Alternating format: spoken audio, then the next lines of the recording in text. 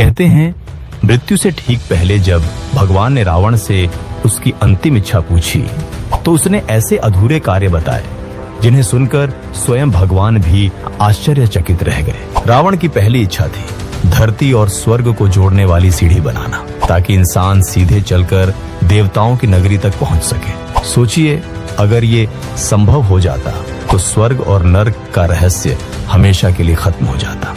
दूसरी इच्छा, वह चाहता था कि कोई भी बच्चा अपने पिता से पहले न मरे। रावण के अनुसार यह दुनिया का सबसे बड़ा अन्याय है। उसकी इच्छा थी मृत्यु को एक नए नियम से बांध देना।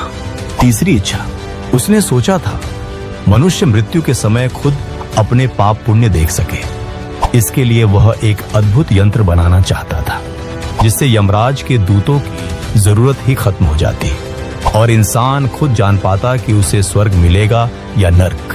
चौथी इच्छा, रावण की नजर सिर्फ मानव जीवन पर ही नहीं बल्कि प्रकृति पर भी।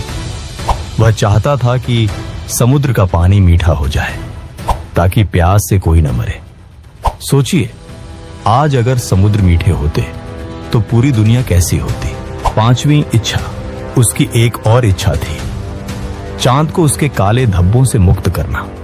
वह चाहता था कि चंद्रमा श्वेत और निर्मल हो जाए, एक ऐसा प्रकाश जो अंधकार को पूरी तरह मिटा दे। छठी इच्छा, सोने से भरी लंका में रहते हुए भी रावण चाहता था कि सोने में सुगंध हो ताकि उसका राज्य केवल वैभव से नहीं बल्कि सुगंध से भी महके।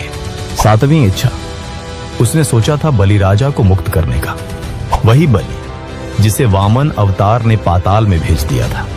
रावण मानता था कि ऐसा राजा जिसकी दानशीलता बेमिसाल थी उसे कैद में रहना ही नहीं चाहिए।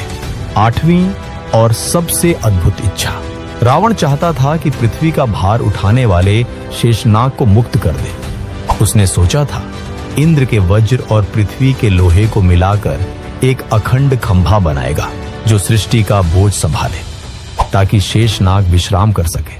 अब सवाल ये है, अगर रावण सच में ये काम पूरे कर देता तो क्या हम आज की दुनिया को पहचान भी पाते?